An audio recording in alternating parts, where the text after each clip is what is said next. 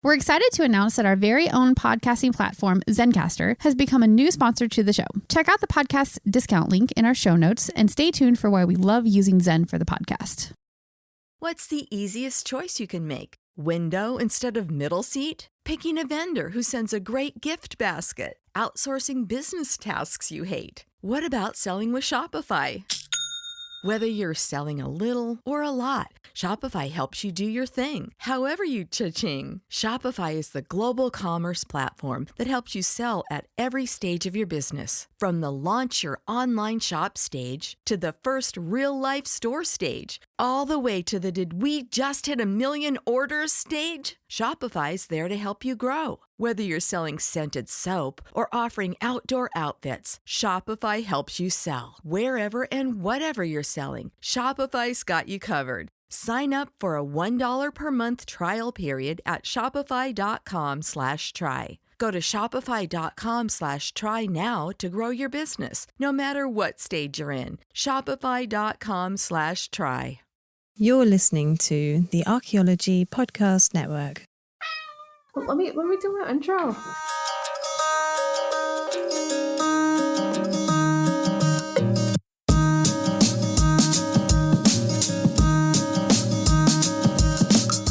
Hey everyone, welcome to another episode of Archeo Animals. I'm Alex Fitzpatrick, and with me as always, Simona Falanga. And today we are talking about bird bones. Again.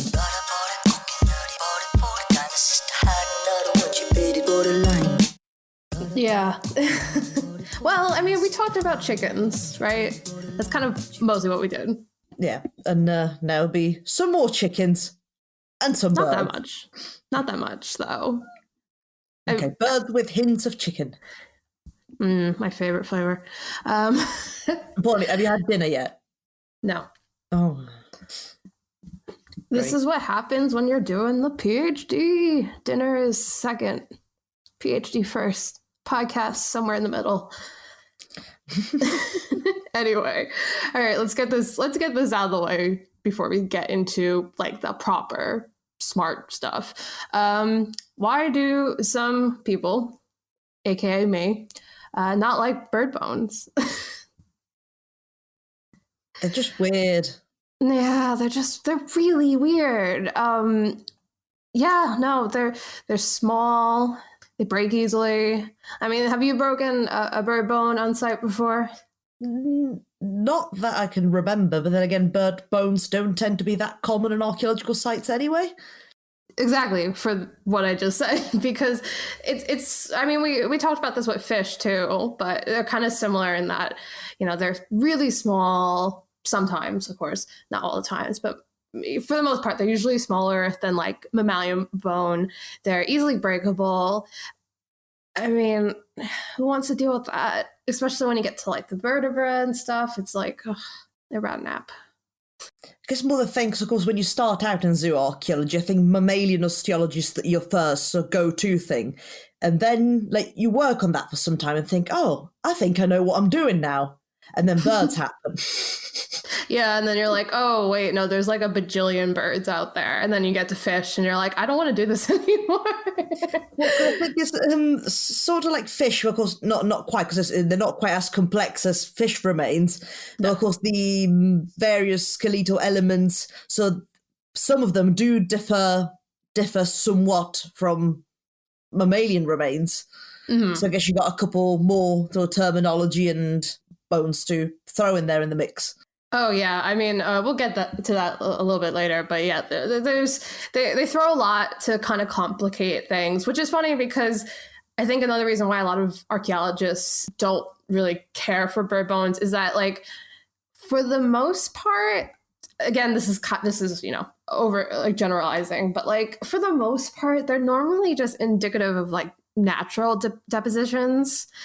Like in my site at the Cowsey Caves, we have loads of seabirds. And a lot of that's probably just natural deposits because the caves look out onto the beach. You know, like birds are going to fly in there.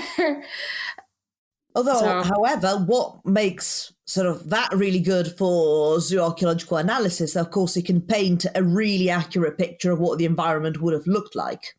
Yeah. but like it's not sexy, Simona. It's not something that's gonna get you funding. Not with that attitude, it isn't. I guess not. We found a nest, guys. Can you give us a couple thousands of pounds so we can dig more? I mean, if you found a preserved nest, then you probably would. Oh yeah, no, but you know what I mean. Like, it's, you know, especially archaeologists who aren't people who work in zooarchaeology. Like, I've definitely like looked at bird bones for people who aren't zooarchaeologists, and when I tell them that, like, oh, it's just seagulls or something, you can really see it in their face when they go, oh. It's like, yeah, sorry, can't do anything about it.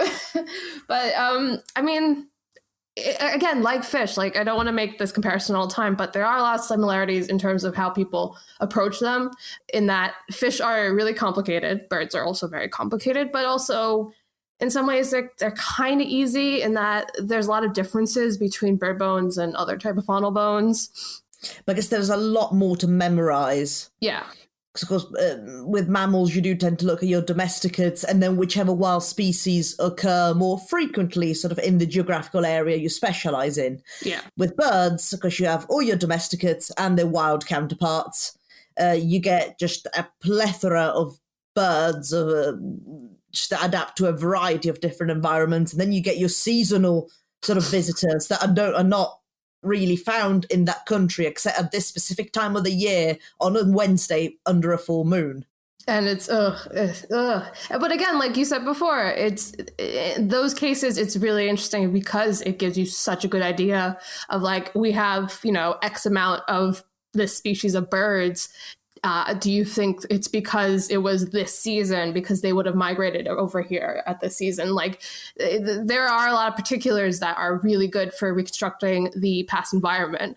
But on the other hand, they're really annoying to work with. So it's like, you know, who knows if they're good or not? And then, of course, when you get to the really small remains, which in a way it's not much different from finding a vole or a mouse. No. So you get, I don't know, remains of songbirds. Be like, have fun with that. No, you throw them away.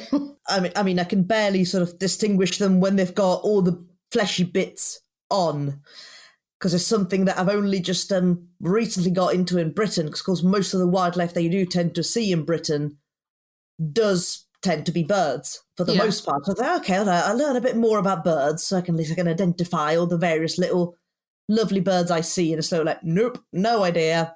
And I'll just be there like looking it up for a half hour. Nope, still no idea. It could be one of 15 different species. Oh, never mind. Yeah, at this point, I think the only way I could tell any animal from any other animals that you need to take all their skin and meat off for me to look at it, and then I'll tell you what it is. That's really That'll sad. probably be even worse without the fleshy bits on. Yeah, but I mean, when it comes to like more general things in terms of like saying, is this a bird bone or is this, you know, something else? There are some unique aspects that make it slightly easier, and I think the one that I always think of is the weight of bird bones. They're really light, and which makes sense when you think about the fact that for the most part, most of these birds need to have hollow bones to be able to fly. And so a lot of times, you know, if you see a bone that could be, you know, like a medium-sized animal, you might be dealing with just a big bird. It depends on when you like lift it up. Of course, when you get really big birds and you lift that bone up and you're like, wow, that's way too light, it freaks me out. Yeah, that's one of the main things that I noticed. For example, aside from, of course, like the when you look properly, sort of the proximal and the distal ends, is something like sort of the femur of a pheasant versus a rabbit. Yeah. Because the size is pretty much the same. Mm. And of course, you can tell by way, of course, if you don't know what the differences would be in the proximal and distal ends of the bone, weight would be a pretty good indicator. Nope, not bunny. I will say, as much as I dislike working with bird bones sometimes, there are some, like proximal ends are always like really like delicate and kind of beautiful. Like they have this like curve to them that it's kind of nice. Like, I keep thinking about getting a bird bone tattoo at some point. Like I need any more tattoos. But, you know. Sure, why not? I spend so much time looking at bird bones for my PhD at this point. Either I have to start liking them or I'm going to go like bonkers. No, fair, no. But I guess with birds as well, because we did mention before they've got some unique bones that you only really find in birds. But even those are really striking. They're very easy to identify. So if you look at the tarsometatarsus. Yeah. Which is first of all, one of the worst names for a bone I've ever heard in my life. Tarsometatarsus. Like, please. It's like a tongue twister. Oh gosh, like the problem with a lot of these bones though is that they're named, they're kind of just smushed two bits together. So like the one that I actually find the most in my PhD assemblages is the tibiotarsus, which I think I spell like 3 different ways in my PhD right now because I cannot tell the difference. It's so annoying. The carpometatarsus, just pick one word. That's not that. Nah, Microsoft Word hates me because it keeps telling me all these words don't exist, and I have to be like, no, it does. It's a really ridiculous name for a bone. Just right click, add. Oh gosh, I would love to be able to see like all the words that I've added to my word dictionary in the past, I guess, 4 years because of like doing zooarchaeology. They're just not words, apparently. Well, you could have a look at all the words you've added sort of for your PhD and make like a little poster out of it of all your most used words. Yeah, well, most of the words that I've added to my dictionary are people's names because I'm sick and tired of them coming up as wrong. Okay, then maybe don't do this because that might look a bit weird. It's just a bunch of names and then like bones. Someone's going to get the wrong idea. No, don't do that. Okay. But yeah, I think a lot of the words that I've added are related to birds. It's just so frustrating. But even though these unique bones, they have a very unique look to them. Like you were saying before with comparing a bird with a like rabbit, there are certain size mammals that definitely are really easy to mix up with. I really find it with stuff like rabbits and hares. There's just something about the shape of the proximal ends that sometimes look like birds, so that can always throw them for a loop. And like you said before, they're also like kind of around the same size for the most part, which is just so annoying. Unless you're my rabbit. Unless, yes. My rabbit is a big boy. I guess he could be a bird in his own right. You just got his floppy ears. You can use them as wings. Yeah, just a flightless bird. There's a lot of them. Yep, there you go. On this podcast, we stand big boys. We've not had Gertie on the podcast for a while. True. I don't know about you. Like, I do tend to mix them up. Honestly, sometimes if you get like really fragmented remains, I think you could also probably mix them up with fish, even though, like we said, they are kind of unique looking bones. But I mean, if you have like a fragment of a rib, it's just up in the air at that point. Well, I guess even if you got like a cranial fragment, it can be mistaken for a plethora of other stuff. Yeah. Unless you've got sort of like the frontal part of the skull where clearly a beak goes onto. Yeah, no, exactly. I mean, if you just get like an orbital portion, they'll be like then you slap down the unknown label. Small to medium-sized thing. Oh gosh, don't even get me started with those small to medium-sized, which makes up probably 90% of my identifications right now. Listen, if there's anything you learned from this podcast is that animal bones are really hard. Please give me my PhD. I've done a lot of work. I'm very tired. I don't want to look at bird bones anymore. There's too many seagulls. I'm gonna have a mental breakdown on this episode. So hashtag too many seagulls. Oddly enough, didn't have a meltdown on the fish episode, but this is gonna be the one that does it. Maybe it's because I am like a few months into almost finishing my PhD, and there's so many birds. Yeah. I'm not very good with birds myself, although I could probably run you through all the varying species that visit the bird table in my garden. Those I do know. Fair enough. Yeah, no, I mean, I'm definitely like not bad at bird bones. I can definitely tell a chicken. Let me tell you that. I can pinpoint a chicken real easy because they're extremely different than most of the other bird bones you find. Was it because of the studies or just because of food? I mean, both. I mean, like, no, like I know that's a joke, but like for reals though, like because of how many chicken wings I eat, because they're great and amazing and probably one of the best foods of all time, you really get a feel for like, you know, what those bones are like. Because I sort of feel like a recurring theme of the podcast, like Alex and chicken wings. I do love a chicken wing. All right, this episode's not about chickens though. So I think you have, I think we kind of got into the, you know, very general morphological, that's a word, more of the general morphological stuff about birds, specifically their bones.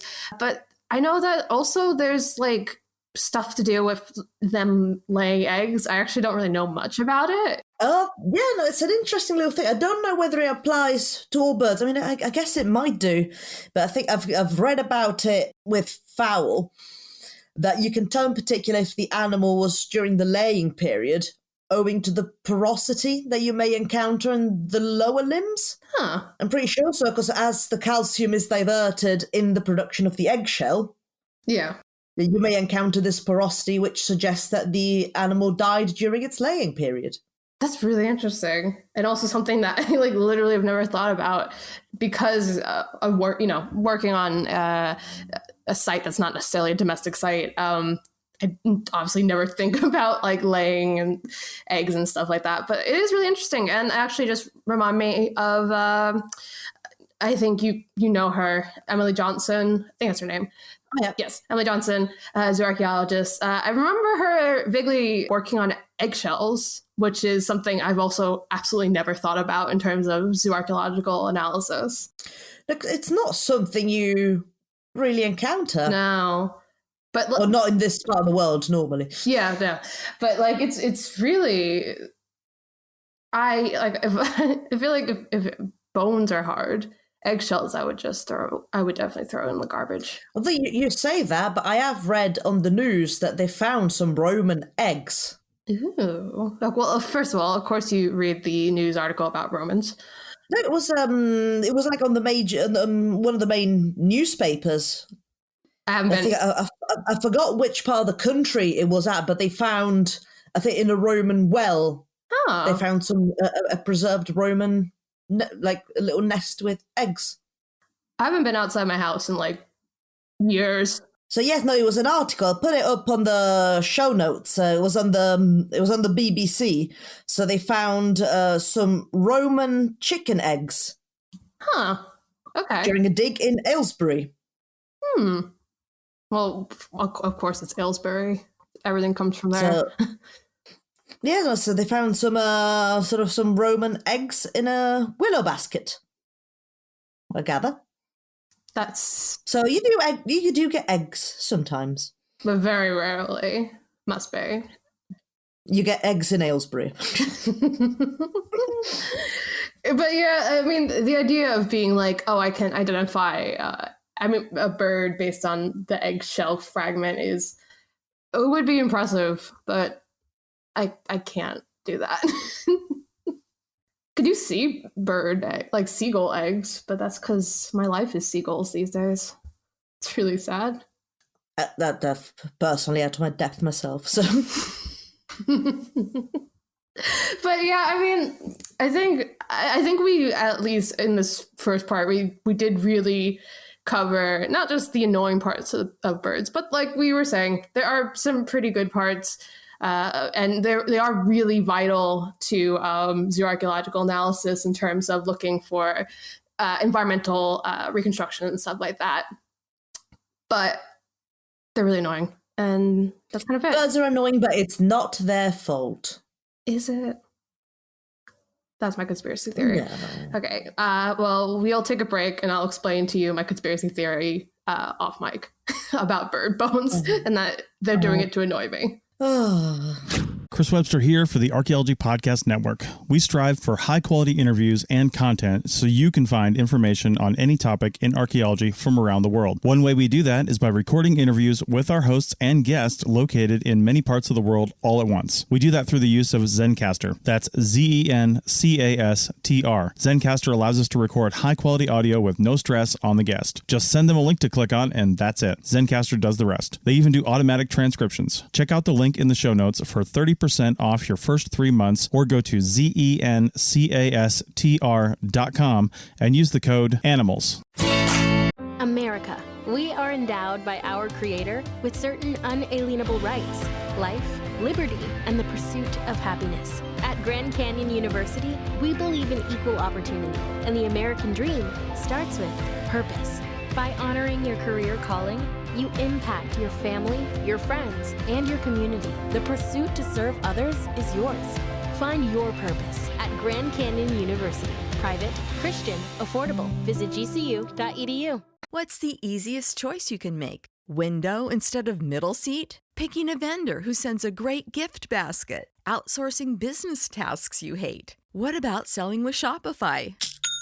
Whether you're selling a little or a lot, Shopify helps you do your thing, however you cha-ching. Shopify is the global commerce platform that helps you sell at every stage of your business. From the launch your online shop stage to the first real-life store stage, all the way to the did we just hit a million orders stage. Shopify's there to help you grow. Whether you're selling scented soap or offering outdoor outfits, Shopify helps you sell. Wherever and whatever you're selling, Shopify's got you covered. Sign up for a $1 per month trial period at shopify.com/try. Go to shopify.com/try now to grow your business, no matter what stage you're in. Shopify.com/try. And we are back with Archaeo Animals, and we are talking about birds. Though we've started ranting about birds, but now we're going to actually move on to talking about birds. So again, we kind of talked a bit about it in the first part. Birds are hugely important when it comes to reconstructing the environments of the past. The fact that they migrate, they're very seasonal, things like that. It can really give you so much background information about a site. But, what else can we learn from birds? And I mean, it's basically everything, right? Well, I guess in relation to human activity, like anything from your usual, subsistence, society, hunting, ritual. It's ritual. I can't wait to buy. I'm going to buy a It's Ritual shirt and wear it to my PhD Viva. I mean, with the right attitude, anything is ritual. So yeah, sure. Basically. But yeah, I mean, it's basically anything that you can learn from other animals, for the most part, you can learn from birds. And I think one good way to kind of start talking about this is talk about the fact that, you can, like a lot of other animals, you can divvy them up between domestic birds and wild birds. We probably won't get too much into domestic birds because we did a whole episode about chickens. If you haven't listened to the episode, probably put a link into the subscription. Yeah, because I think there's been a lot of chickens. A lot of chickens. And we all love chickens. But we can't spend all of our time talking about chickens. I mean, okay, fine. I'm sorry. But we should mention, though, we've talked about before on the show, chickens are super important. Huge research being done on chickens, especially here in the UK and in Europe. Some of the oldest domestic fowl apparently has been found in an Iron Age hill fort in Bavaria. Yes, that's the Heuneberg. Huh. And then forgive me for my non-existent German. Bavaria. It's the one thing that I actually can do. Like, I can actually pronounce it properly. Give me a second. Do it. Where's it gone? Oh, gosh. Can you spell it for me? Where's it gone? Heuneberg. That's the one he said. Yes. And if you want to say it in Bavarian, it's something like Heuneberg. They're very broad down there. Wow, just insult all of our Bavarian listeners.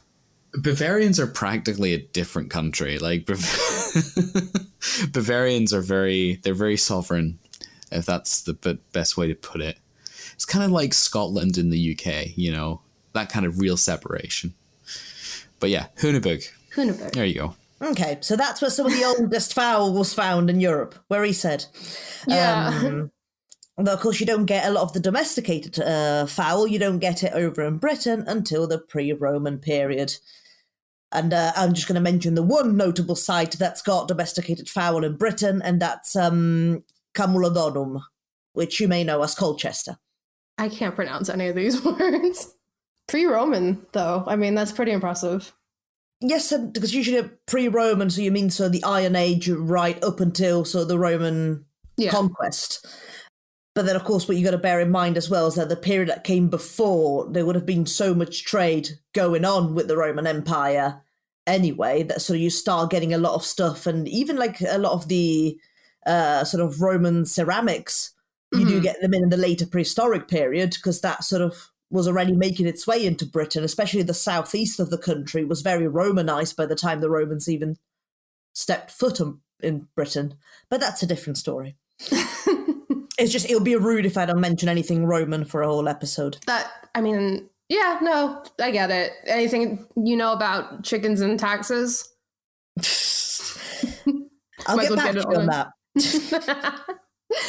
But yeah, no, my personal story with chickens is that I sadly still haven't found the earliest chicken in Britain. That's been kind of the side mission of my whole PhD, and I'm very sad about it. Any reason? It's just that, basically, to make a long story short, just in case this probably will end up in a publication, we got really excited because we found so many chicken bones. We're like, oh my God, this is amazing. This site's supposed to be like later prehistoric. Turns out they're like medieval. So that was very sad. Sorry, it would have been more amusing if it turned out to be seagulls. Yeah, because then at least I'd be like, well, they weren't chicken, but maybe we'll find some. But I was so excited. and I had to wait like 8 weeks for the dating results to come back. And heartbroken, truly. They're medieval people going into caves eating chicken and dropping it everywhere. Oh, don't even get me started. It's ruined my whole PhD. Dating. We'll have to do an episode maybe at some point about the trials and tribulations of dating. Not dating, you know what I mean? Dating. Yeah.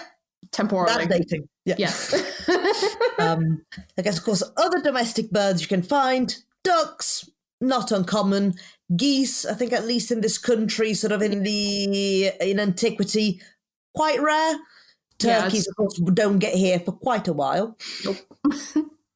I mean, if you do find like a Roman turkey, please tell us about it. Oh, we'd love to know. For sure. And then I guess you need to get a notable mention to tamed birds. Because you have your domestic and you have your wild, but then of course if you look, say, at birds of prey. Yeah. Now, many countries, in fact, including Britain, have a history of hunting with falcons. Yeah, of course. And that's something I literally did not think of because my brain is just stuck in prehistory right now. So, of course, like the animals, even though they were kept and I guess and bred by humans, we've never really domesticated them. They're tamed just about enough to know, oh, I've got to come back to the person because it's sort of holding bits of dead chicken at me. Yeah. So I guess I'll come back to that human. But other than that, yes, they're not domesticates, but they were living alongside humans. Yeah, I feel like with birds especially, the idea of domesticates can be a little bit more tricky sometimes. I feel like specifically with like mammalians, you kind of get a real cut and dry deviation, like dogs versus wolves, things like that, other than like the in-between stuff. You done a very good point made. That is there. very good, yeah. Well, I mean, I don't mean to say, but she probably knows more about birds than both of us combined. That is true, actually. Yeah, we should probably just leave it and let Bastet do the rest of the podcast. Yeah, and to be fair, she's only seen them through windows. Oh, true. She's an indoor cat, but yes, a very good point, Bastet. So about birds of prey. Never mind. I thought you were going to say something. Oh, sorry. I thought you were going to say something. Well, what about the film? Are we going to cash in on the relevant topic? No, the film? No. I haven't seen it. Sorry. No. I haven't seen it either. I haven't seen The Sun in like 5 weeks. I haven't seen a movie even longer. I don't know what's happening outside. Sorry. Right. Birds of Prey, but not the film. Well, I mean, like, again... that film! Oh. Yes! The penny has dropped! Oh my god. Okay, Simona, maybe if I related to, like, taxation in the Roman times, then maybe we can get a bit closer to that. So Harley Quinn is I do jigsaw puzzles for fun. I do jigsaw puzzles for fun as well. That doesn't mean anything. What's wrong? No, Alex, you look at bird bones. Like, that's like a puzzle. No. So yes, we have a wide variety of bird species that, despite them living alongside humans, were never domesticated. No. But I guess they sort of sit in between in the tamed category, and some even less so than tamed, but they still sort of either happily or begrudgingly spend some time with us. Exactly. And, like you were saying, birds of prey, some birds of prey at least, can be put in that category, but we can divide wild birds into loads of other various subsections. For example, we talked a lot about seabirds, and by we, I mean me. I talk a lot about seabirds because they're literally drowning me in seabirds right now. But, the only other bird type I could think of, to be honest, was waterfowl, which speaks a lot about me right now. Peafowl. Oh, yeah. True. And again, they're not domesticates, are they? Peafowl. I mean, first of all, we should probably explain what peafowl are in case people don't know. Just, I guess, most notably peacocks. Yeah. And peacocks are found, I think people can keep them in the gardens if they so wish, unless they're mistaken. You find them in a lot of sort of stately homes, just roaming around in gardens. Mm-hmm. Yeah, I was going to say, it's not entirely an allotment in downtown London that you're going to find a peacock. It's going to be in some fancy schmancy, like, mansion, isn't it? Yeah, so, like, I don't think they're domesticates, they're just... Could they be a semi-domesticate? Like, there must be some sort of selection going on if people were choosing, them and breeding them. Or do people not... Are there no peacock breeders out there? There definitely has to be. Sure yeah. And even if there aren't as many now, in the past, there definitely was. Because, it's a big ornamental bird that's a status sign. Yeah, no, I think this is actually something kind of I was thinking about when we were talking about, like, tamed birds, in that there's a really weird kind of subsection of they're not domesticates, and they're not necessarily tamed like, peacocks, who are kind of just roaming around, things like that. It's really weird. I mean, I've been doing a lot of work with domestication as a process, and it's very complicated. It's a lot of genetic work. So I guess it's just like somewhere in the middle, I guess, between those two. Yes, the peacock, or actually is name being the Indian peafowl, is a species native to the Indian subcontinent, which has since been introduced pretty much everywhere under the sun. Yes. They're very fancy to have at zoos, like at the North Carolina Zoo, where last time I was there, one peacock got out and ran around and scared my poor little sister, who has a fear of birds. Oh. Don't mean to put my little sister on blast on the podcast, but yeah, You just did. I did. She doesn't listen. It's fine. She's a teenager. But yeah, so one of the things, aside from your usual sort of domesticates and what we discussed, I guess, in the first segment is how birds can be really useful to reconstruct the environment, the geographical location of our site and what it would have looked like. Mm-hmm. Because aside from seasonal migration, some birds sort of have very niche environments that they will be found in. Yeah. I guess like you have many species that are mostly sort of generic, but then you have some quite specific one. And an example I found is unsurprisingly Roman. So it's a 1st century site in Essex called Sheepin. And birds were a major identifier of the environment for that particular site, because they found remains of common crane and widgeon, which are both common to sort of bogs, sort of marshy and wooded swampy areas. Mm-hmm. The latter, I think the widgeon actually even like breeds in this sort of marshy areas. So because of the remains that were found, they were able to sort of suggest that the site was located in one such environment. Yeah, which is like, again, super helpful. And the fact that birds can be so particular about these kind of things can be so helpful in terms of, thinking about environmental archaeology and stuff like that. I also had no idea about the crane and the widgeon being kind of more associated with bogs. I guess because I don't necessarily work in those places. Yeah. Then, of course, later, the other sort of good environmental, I guess, would it be an environmental marker or more sort of a timescale? Because when then you look up migrations, then if you find a particular bird that is only say, in Britain during the summer, mm-hmm. and then you find your archaeological site, you could sort of fairly confidently, say, oh, this feature was filled during the summer months.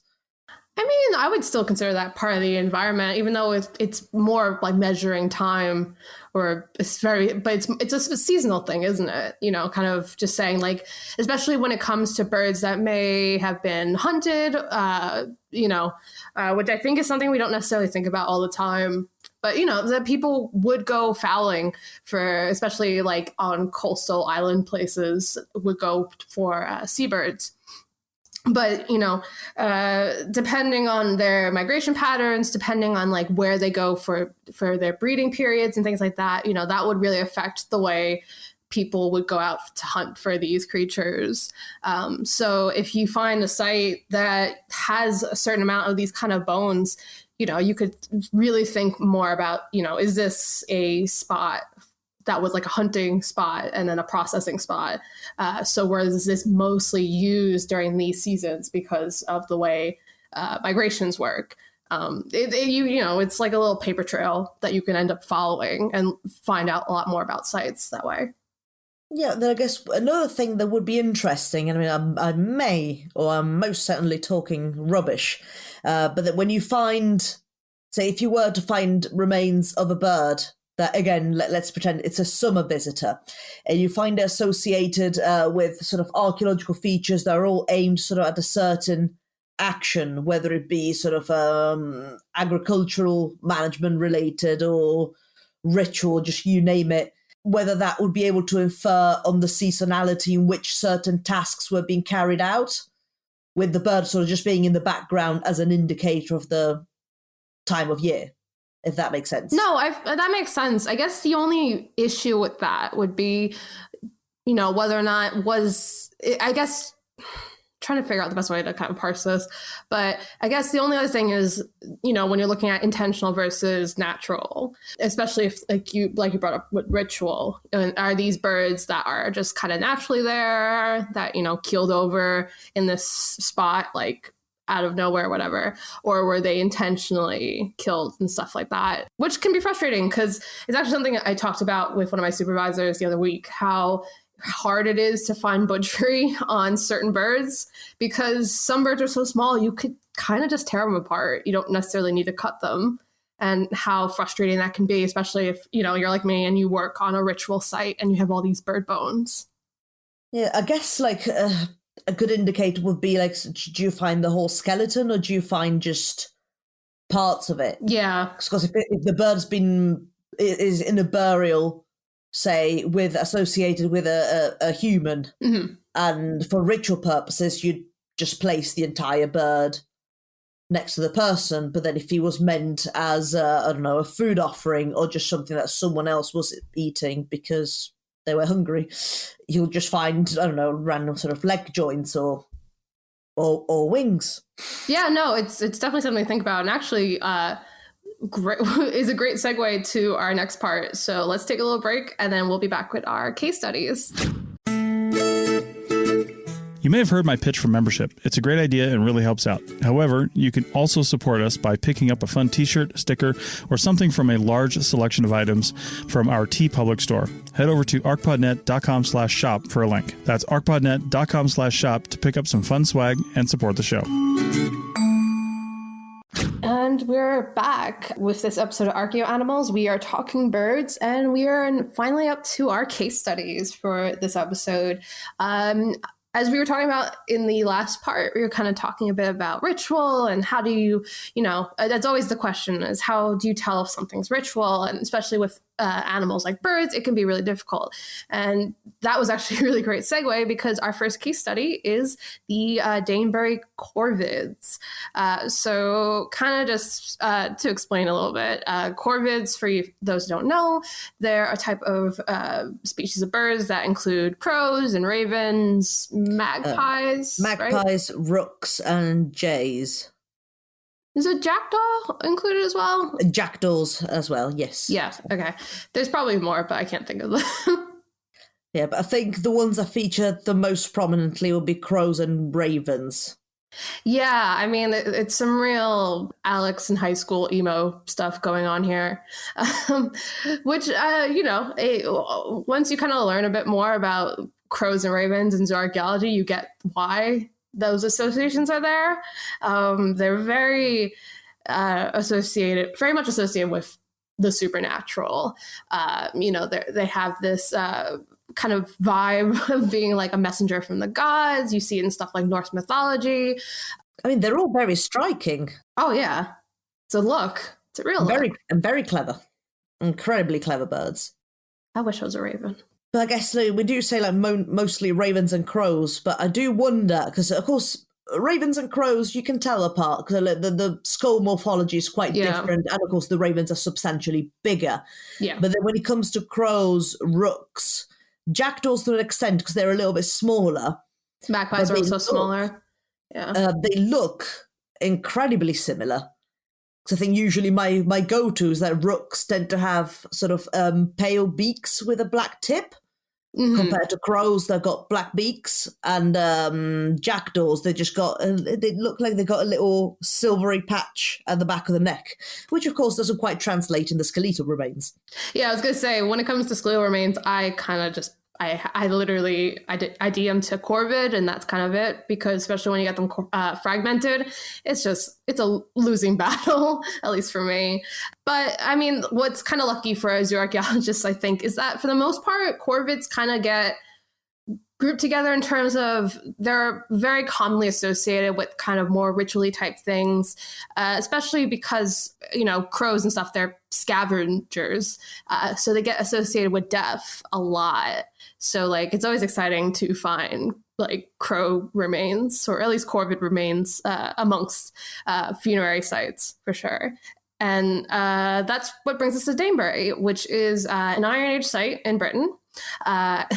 Something that I've written too much about at this point, because it is a big site for ritual archaeology. It's got loads of really interesting mixed burials of humans and animals, pit burials, stuff like that. Basically, a lot of stuff you read on ritual and archaeology, a lot of the data comes from this site. Yeah, and I think we should put up a little poster it's been 0 episodes since mention to Danebury. I know. We could probably do a whole podcast on Danebury, but I don't want to, so we won't. I've written about too much. You just go find my PhD once it's out, and you read all about it if you want. Yeah, but I guess why we're bringing this up again is because amongst all the variety of weird and wonderful species that have been found on the site, you also get complete bodies of ravens and crows. Which goes back to what you were saying about, how do we tell if these bird remains are, intentional? Are they actually being used in ritual or not? And you mentioned, what elements are there. So kind of finding these very complete bodies of ravens and crows, especially alongside, other things like human remains, is huge. Because, most of the time they'd be a bit more scattered. That's the thing, and chances are it's ritual, unless like there's been like that 1% chance where you've dug sort of your grave and you've put the body in there and you're about to backfill a grave when a buzzard is flying above and it drops the leg of a corvid that lands in the grave. I mean, it could happen. I mean, who among us hasn't buried someone and all of a sudden an animal like a corvid drops dead into the hole you dug? Who among us has not had that happen to him? It happens all the time, right, folks? I think we need to have a chat. Just me? Are we more worried that I'm digging a lot of burials, or listen, I need a side job. My funding's running out. Right. But yes, although that could happen, it seems somewhat unlikely. Yeah, for sure. So, if you find like a complete skeleton like that, chances are something's up for sure. I mean, obviously, like you said, there is a small chance they may have somehow backfilled into like, a dying bird or something like that. But it's not quite the same if it's, if you find a rodent or a lagomorph. Yeah. It could have been sort of bitovation that happened at some time later where a bunny has been burrowing around. Oh, skeleton. Yeah. This looks like a fitting home. And this is where I will die. It's fine. With birds, I guess the chances are they've been put there. And I guess if it's associated with a human burial, even if it's not the whole skeleton. Yeah. I would still class that as ritual because it could be part of a food offering or you name it, because you don't just, I don't know, throw a crow's leg in a burial. Or maybe you do. I don't know. What if it was a bird that was flying so hard into the ground and it landed in the ground and died? And that's how it happened. And you just get the leg. Yeah. No, I meant like a full bird. Come on. But no, sometimes you'll get like I think cranial elements for sure is a big one. I mean, that's more for animals in general. But with birds, usually you're putting the whole thing in there. Let's be real. But it's not just Danebury. It's found loads of other places. It's across all time periods, really. It's, I think, one that springs to mind is the Saxon period in Britain. Like Corvids do feature an amount, but really, I think it's one of those sort of shared things, or the view, like viewing Corvids. Yeah, sort of these. I don't want to say not spiritual, but cosmological. That they seem to have a link, sort of with the underworld or with the ritualistic sphere. They've got a vibe. Compared to other bird species. Yes, they've got a vibe. You may say so. When you do a vibe check on an animal. What? Do you not know what vibe? It's something. No, he's just sitting there vibing. Yeah, it's just something vibing. That kids say. Okay. I don't know. My younger brother's Wi-Fi hotspot is called Vibe Check. So. Okay, Simona, imagine you're doing a puzzle, right? And you're in the moment. You don't really care what's happening in the world. You're just doing your puzzle. Yeah, you're eating some chili. You're just doing the puzzle, and almost everything else is kind of just not there, and you're just vibing with that puzzle. That's really what it is. It's just existing. Yeah, vibe check. Gotta check those vibes. So it's like my vitals are working, therefore I'm vibing. I don't know. That sounds a bit too medical. No, vibing is not a medical thing. Yeah, vibing it's definitely is just your vibe. I mean, that's what I'm writing in my PhD. My discussion chapter is just going. Well, the vibe of these animals is. Yeah, Simona, if we ask any more questions about vibing, you are not vibing. No.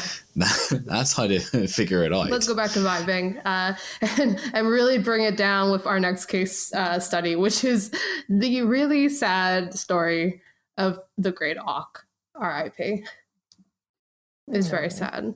It's sad. I always feel bad about it. Again, this is something I work on a lot because there's a lot of auk in our caves. But it was a flightless bird, and it went extinct in like the mid-19th century. And it was, it was a really important food source for like populations, specifically like in the Northern Isles. And you could find them in burials and things like that. I'm sure they were in other places, but off the top of my head, I mostly associate it with the Northern Isles. And I guess an interesting fact about the great auk, the genus is Pinguinus, although it's actually got nothing to do with penguins. Nope. No, in fact, it was penguins that were named after great auks because when they were discovered, they thought that they looked an awful lot like great auks. And they kind of do. There you go. They're very, the beaks are very, I was going to say beaky, but that doesn't help at all. Beaky beak. Beaky beaks. No, it's like, a big chunky beak. No. What? No, sorry, because in the caimans we had the chunky toes and now it's the chunky... Listen, we're all about chunky boys here on this podcast. That's the technical I am going term. to name this podcast episode Chunky Boys. If you keep going down this path, this is a path from which you cannot return. Chunky beaks. They are chunky, okay? That's what makes it like easy to ID. Okay, leave me alone. This is a Alex. technical. When it comes to making puns about chunky beaks, two can play at that game. Are you gonna play? Toucan. I mean, are you gonna play like a good pun or something, or? You stumbling over those words, Alex? You trying to get that retort back out? Come on, you're meant to be a New Yorker. You're meant to have quick wit. Put your location on. I'm gonna come up and visit you in a second. No. I mean, I've got no vibe. What's your excuse? Wow. That's amazing. Wow. Simona has won. She's won the podcast. That was beautiful. Simona. What's the point of even continuing on this episode? See, Simona's a dark horse in all of this. That's why I always thought it would be me and you, Alex, just like fighting it out. But actually, Simona's there. She's sharpening her blade. Every time we're having an argument, Simona's just training. And then she just comes out with these amazing things. She gets stronger every love episode, and it scares me. So, auks have chunky beaks. They do, okay? It's a technical term. I've put my foot down. My chunky foot down. Oh, God. Anyway. Great auks. Chunky boys. Yes, alas, no more, as they died out pretty much entirely as a result of human exploitation. It's such an awful story. So, like I said, they were a food source because they're chunky boys, and they're super easy to hunt and kill. I mean, like they were flightless. Like once they're on land, they're pretty terrible when it comes to moving around as well. It was like shooting fish in a barrel, from what I understand of like getting food from a great auk. Super easy. And also, as they dwindled in population, of course, natural history collectors were like, we need to preserve these birds, but dead. So they would kill these birds and use them for their natural history collections. It's such an awful story. And then even worse, the last one is allegedly the last living auk was killed by sailors who had tied it up to their ship, and then there was a storm, and then they killed it because they thought it was a witch. Big mood. Huge mood. No comment. It's how I feel sometimes, but like it's a wild story, and it's always sad to think about that this is like entirely our fault as a human species. Oh, for sure, yeah. But it's one of those like weird, sad stories that it's interesting when you're a zooarchaeologist and you start coming across great auk all the time. And, when we talk about other animals or birds in like the archaeological record, for most of us, we have a frame of reference. Like I've seen crows, I've seen ravens. I get, why people would be fascinated by them. I have never and will never see a living grey I mean, auk. of course, you wouldn't have seen them here because you don't get crows in Britain. Do you not? Wait, are you joking? Why is everyone so mean to me on this podcast? I didn't do anything. It's just like the one thing you don't get. You don't get any crows and no squirrels. I hate this podcast. This is the worst. This was the bird episode, and it was supposed to be about complaining about birds, not making fun of Alex. It was just my birthday. Ugh. So mean. All right, let's get to this last case study so that we can stop recording and I can sulk by myself for like a few hours. Tomb of the Eagles, because we've been on such a ritual kick this episode, like every episode that we've ever done, because it's all ritual.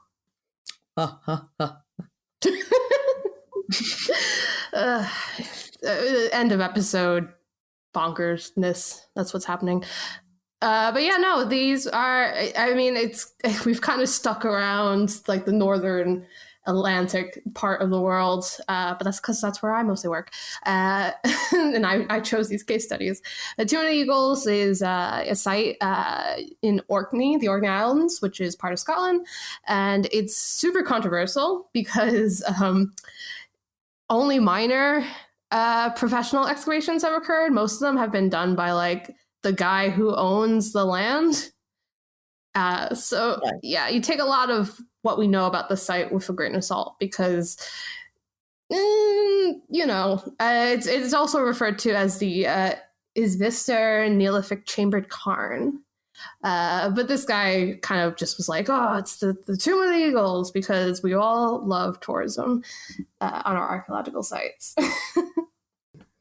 Yeah, I mean, so the landowner basically, did all these excavations. There's like huge issues with like the human remains and like unsupported observations, inconsistencies in the reports, things like that. But the reason why I bring it up, other than to complain about amateur archaeology, which isn't a bad thing, just in this one case it is there's like loads of bird remains found on this site, specifically white-tailed eagles, hence the name Tomb of the Eagles. See, came right back around. But of course, what the problem is that we don't know why are they in these tombs. So one kind of theory that was kicking around for a while was that they're foundational deposits. That they were being purposely placed in the tomb as it was being built and rebuilt and backfilled and things like that, or they were natural deposits. Maybe a bird flew real hard into the tomb. It can happen. I mean, no, there's actual like reasoning in terms of thinking about natural deposits. Of course, people like the landowner, I believe, really push the like ritual aspect because, again, great for tourism. But the weird thing is that they did date the eagle remains, and they are actually 1,000 years older than the building itself. So is that indicative of reuse of these kind of tombs? Does that mean that they're specifically placing these as foundational deposits and then they're just being reused over and over again? I don't know. It'd be interesting because the building itself, like, has it been, of course, not taken down, but I think gone down any deeper than the building itself? Because it may well be that, okay, they're older than the building. Yeah. But the building may have had different phases. Again, I think it's that issue of there hasn't been, any quote unquote professional excavations being done at this site. Space is like because I guess that'll be like, because you could have had the building made of stone, but there could have been a pre-existing timber structure underneath. Yeah. Or just something that has left no trace in the ground, which the eagle remains may have been associated with. No, it's just... I mean, it could be all sorts of things. But I think they just... The name's really good. So, like, why would you want to change that? Tomb of the... Oh, the name is great. It's a great name, yeah. But yeah, I think that kind of does it for us. Unless you have anything else to bully me for. Nah. Well, thank goodness for that. You're very welcome.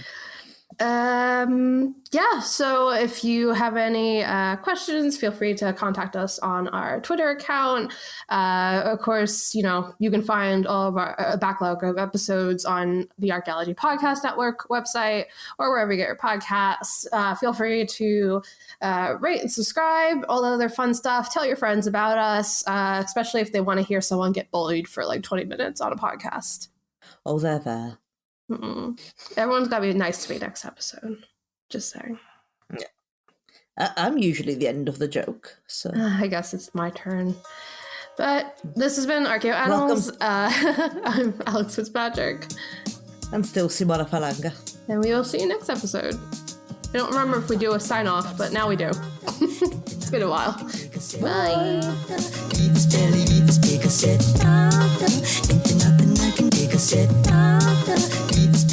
Thank you for listening to Archeo Animals. Please subscribe and rate the podcast wherever you get your podcast from. You can find us on Twitter at Archeo Animals. Also, the views expressed on the podcast are those of ourselves, the hosts and guests, and do not necessarily represent those of our institution, employers, and the Archaeology Podcast Network. Thanks for listening. This show is produced and recorded by the Archaeology Podcast Network, Chris Webster and Tristan Boyle, in Reno, Nevada, at the Reno Collective. This has been a presentation of the Archaeology Podcast Network. Visit us on the web for show notes and other podcasts at www.archpodnet.com. Contact us at chris@archaeologypodcastnetwork.com. Thanks again for listening to this episode and for supporting the Archaeology Podcast Network. If you want these shows to keep going, consider becoming a member for just $7.99 US a month.